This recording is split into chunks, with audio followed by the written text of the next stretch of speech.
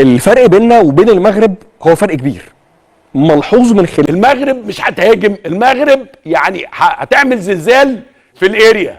المنتخب المغربي فخر العرب، وهقول لك ليه. لأن المنتخب المغربي أسود الأطلس هو المنتخب العربي الوحيد الذي لن يتلقى أي هزيمة حتى الآن، بما فيهم المنتخب المصري تلقى هزيمة كبيرة برباعية من سيراليون، والمنتخب التونسي تلقى هزيمة من كينيا. منتخب المغرب هو اللي مشرف العرب في البطولة، وهو اللي ما تلقاش إلى الآن ولا هزيمة، تصدر مجموعته برباعية، وهو المنتخب العربي الوحيد كمان اللي ضمن الصعود. أرقام تاريخية بيسجلها المنتخب المغربي. بالأمس كان تحت 17 سنة لبؤات الأطلس بيحققوا بطولة أفريقيا وبيرفعوا الكاس في الرباط في أرضهم، وسط انبهار العالم كله ووسط يعني انهيار في أماكن تانية مش عايزين نتكلم عنها، ولكنها تعاني أيضا في هذه البطولة. منتخب المغرب يعرف جيدا من أين تؤكل الكتف، يمشي بثبات،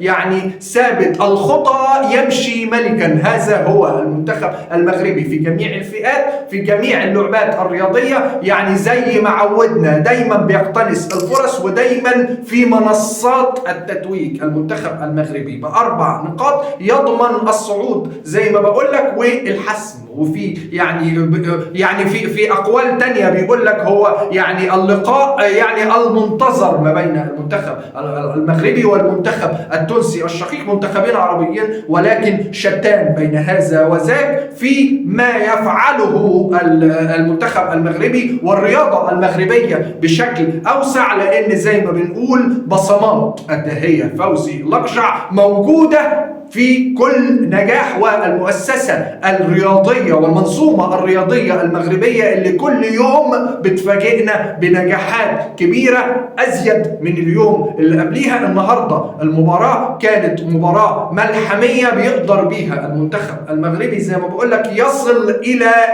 إلى مرتبة الشرف، إلى المرتبة اللي هو يقدر يعني يصل بيها إلى الدور بعد دور المجموعات، وهو يعني دور الربع النهائي. المنتخب المغربي يعني بيؤدي في كل مباراة بيؤديها حسب حالتها، كل مباراة بياخدها بالقطعة وبيقدر ان هو ينجزها وبيخلصها وبيوصل بيها للمستوى المطلوب. يمكن كان في انتقادات من بعض الجماهير للمنتخب المغربي على الاداء، ولكن انا بقول لك في مباريات يعني بتكسب وبتنهى بالنتيجة اللي احنا عايزينها، ولكن مش كل المباريات بتلعب. يمكن الجمهور بيبقى عاوز يستمتع كتير بكل المباريات، ولكن هو ده حال كرة القدم، وازاي ان انت تقدر تخطط وتقدر تشوف انت ازاي تقدر تكسب وازاي تتصدر مجموعتك وازاي، والاهم ان انت تطلع بارقام قياسية زي الرقم القياسي اللي محققه المنتخب المغربي، وهو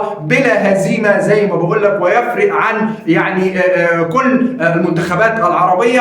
هو ده المنتخب المغربي، هم دول ولاد المغرب، هم دول اسود الاطلس اللي مشرفين المغرب وولاده ومشرفينا في جميع المحافل الدوليه. المنتخب المغربي بيلعب على ارض مصر وبيلعب يعني وبيفرح وبيشرف كل المنتخبات العربيه، لان مصر والمغرب واحد. اذا ما كانش النهارده في مصر فبكره يبقى في المغرب.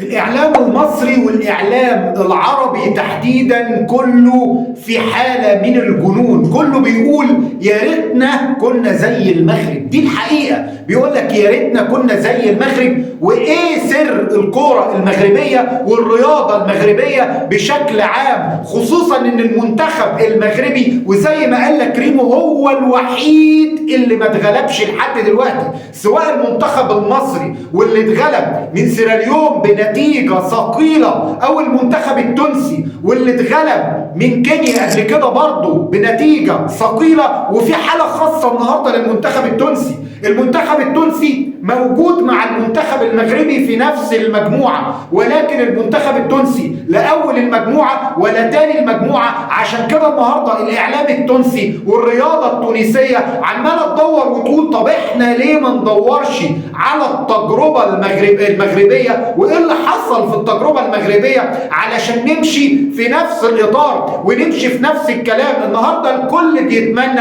إن هو يكون عنده راجل انا بسميه وكل الوطن العربي وافريقيا بيتمنوا انه يكون عندهم حد عنده نص الامكانيات بتاعه النهارده ادى هي الدكتور الاستاذ فوزي الاقجع، واللي اثبت ان كل الاتحادات العربيه نفسها يكون النهارده عندهم واحد بنفس امكانيات فوزي الاقجع، سواء النهارده في كل الاعمار، في كل السيدات والرجال النهارده كلهم بيتميزوا في المنتخبات بتاعتهم. السيدات بتفوز، الرجال بتفوز، الناشئين بتفوز تحت 17 سنة واللي لسه فايزين. فالنهارده فوز كبير جدا جدا جدا جدا للمنتخب المغربي، واللي بقول لك بيأدي هو المنتخب الوحيد اللي ما عندوش ولا هزيمة واحدة.